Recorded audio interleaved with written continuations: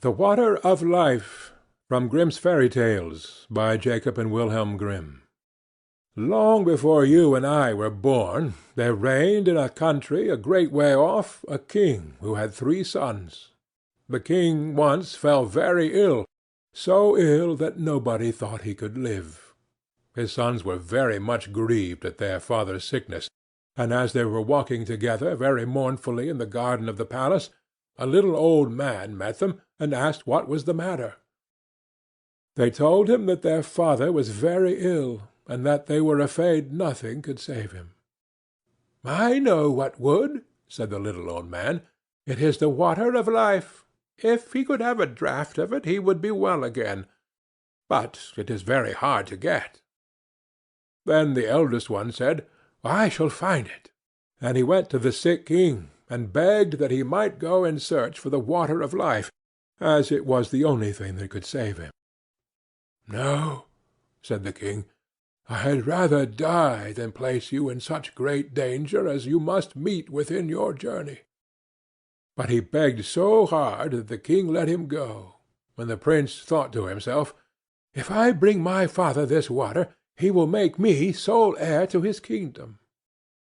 Then he set out, and when he had gone on his way some time, he came to a deep valley, overhung with rocks and woods.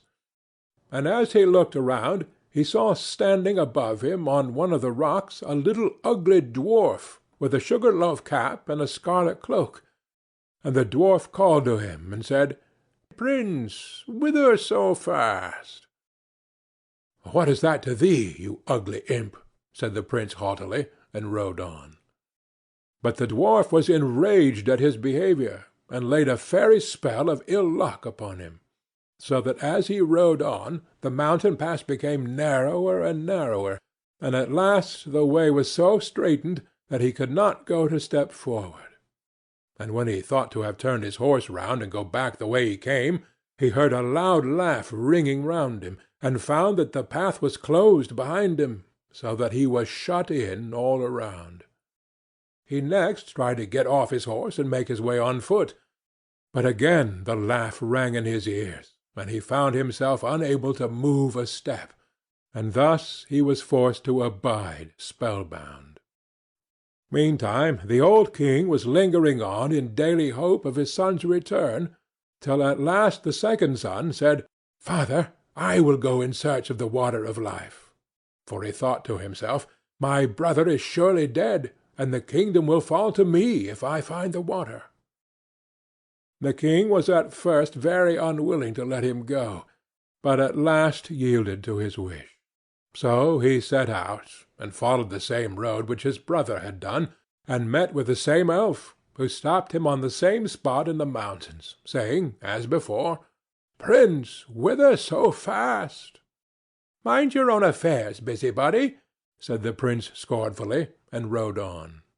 But the dwarf put the same spell upon him as he put on his elder brother, and he too was at last obliged to take up his abode in the heart of the mountains. Thus it is with proud, silly people, who think themselves above every one else, and are too proud to ask or take advice. When the second prince had thus been gone a long time, the youngest son said he would go and search for the water of life, and trusted he would soon be able to make his father well again. So he set out, and the dwarf met him too at the same spot in the valley, among the mountains, and said, "Prince, whither so fast?"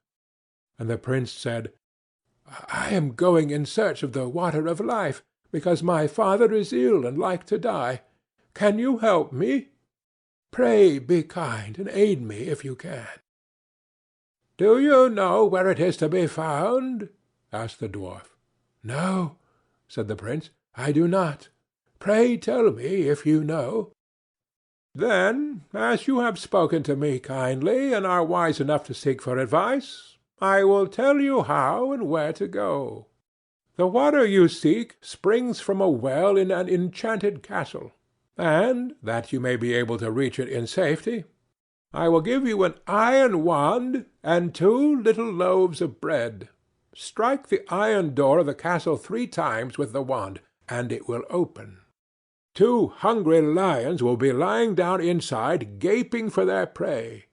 But if you throw them the bread, they will let you pass. Then hasten on to the well, and take some of the water of life before the clock strikes 12. For if you tarry longer, the door will shut upon you forever."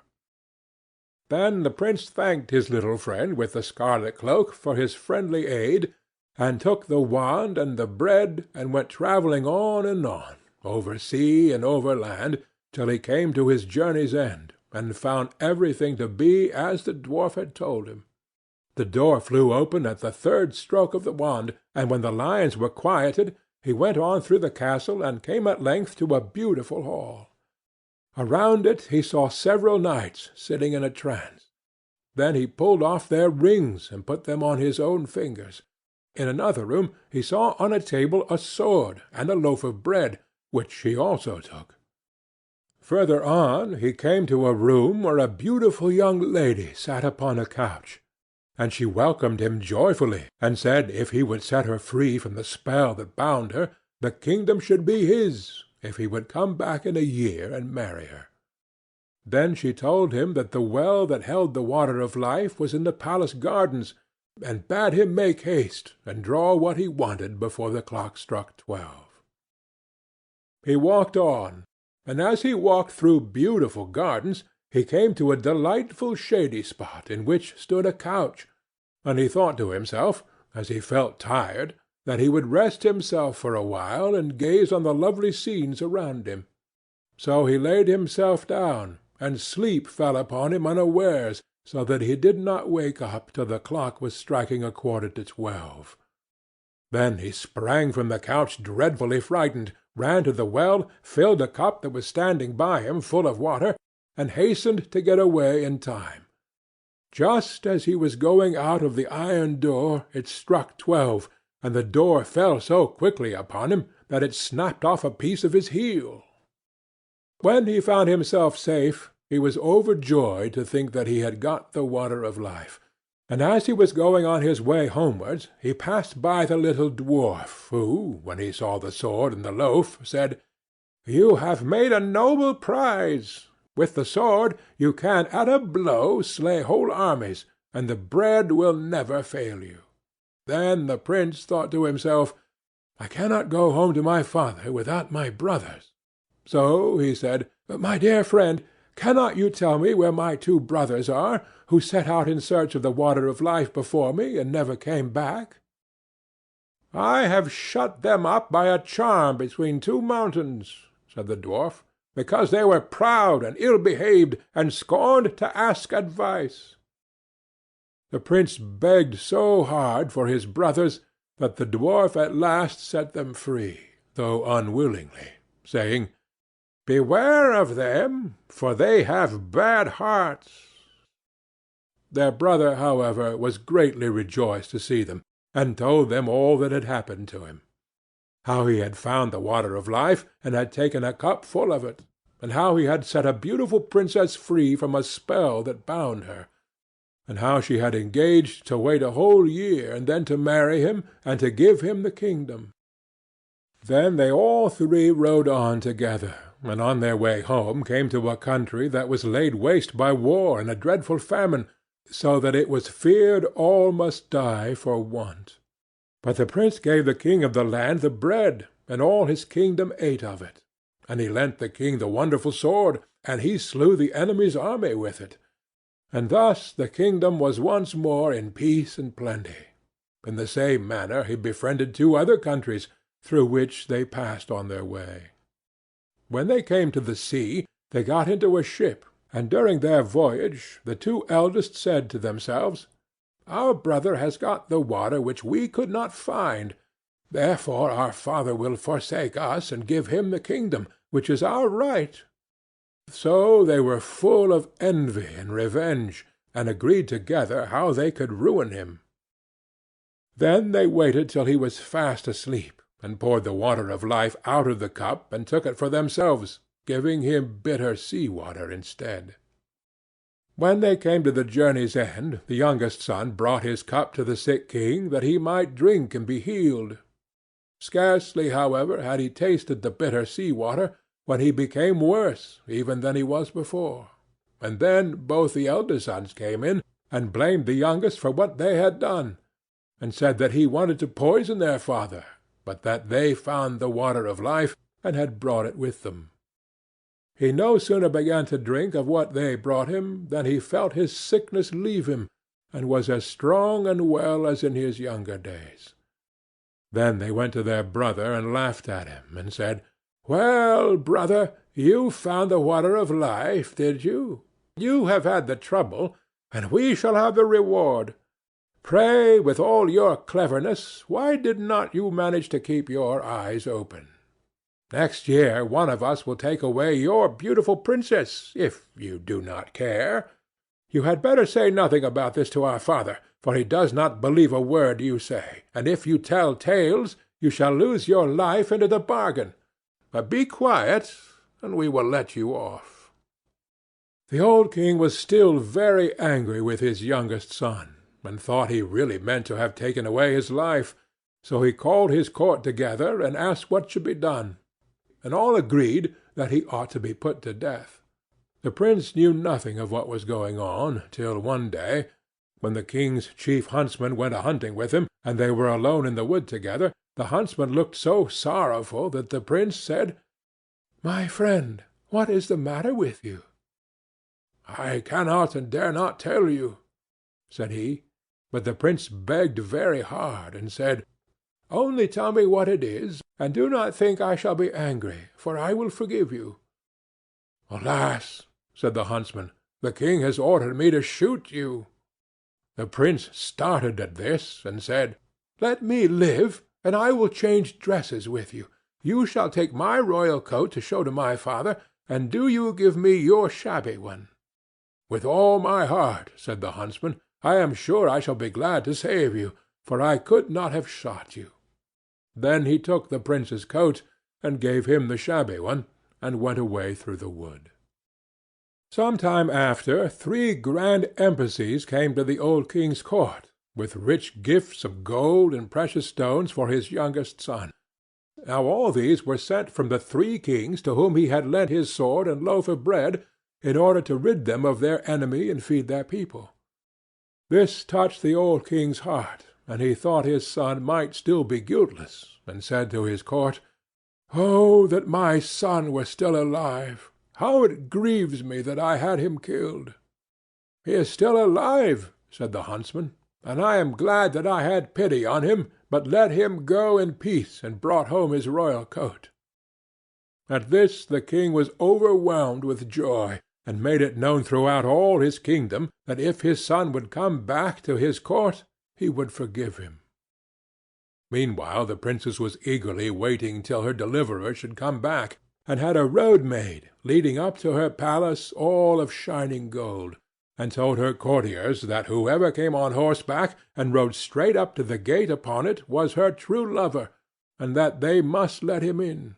But whoever rode on one side of it they must be sure was not the right one, and that they must send him away at once. The time soon came when the eldest brother thought that he would make haste to go to the princess, and say that he was the one who had set her free, and that he should have her for his wife, and the kingdom with her. As he came before the palace, and saw the golden road, he stopped to look at it, and thought to himself, "It is a pity to ride upon this beautiful road." So he turned aside, and rode on the right-hand side of it. But when he came to the gate, the guards, who had seen the road he took, said to him he could not be what he said he was, and must go about his business. The second prince set out soon afterwards on the same errand. When he came to the golden road, and his horse had set one foot upon it, he stopped to look at it, and thought it very beautiful, and said to himself, "What a pity it is that any one should tread here." Then he too turned aside, and rode on the left side of it. But when he came to the gate, the guard said that he was not the true prince, and that he too must go away about his business, and away he went. Now when the full year was come round, the third brother left the forest in which he had lain hid for fear of his father's anger, and set out in search of his betrothed bride. So he journeyed on, thinking of her all the way, and rode so quickly that he did not even see what the road was made of, but went with his horse straight over it, and as he came to the gate it flew open, and the princess welcomed him with joy, and said he was her deliverer, and should now be her husband and lord of the kingdom. When the first joy at their meeting was over, the princess told him she had heard of his father having forgiven him, and of his wish to have him home again. So before his wedding with the princess, he went to visit his father, taking her with him. Then he told him everything, how his brothers had cheated and robbed him, and yet that he had borne all those wrongs for the love of his father. And the old king was very angry, and wanted to punish his wicked sons. But they made their escape, and got into a ship and sailed away over the wide sea, and where they went to nobody knew and nobody cared. And now the old king gathered together his court, and asked all his kingdom to come and celebrate the wedding of his son and the princess. And young and old, noble and squire, gentle and simple, came at once on the summons, and among the rest came the friendly dwarf with the sugar-loaf hat, and a new scarlet cloak. And the wedding was held, and the merry bells rung, and all the good people they danced and they sung, and feasted and frolicked, I can't tell how long. End of The Water of Life, read by Bob Newfeld.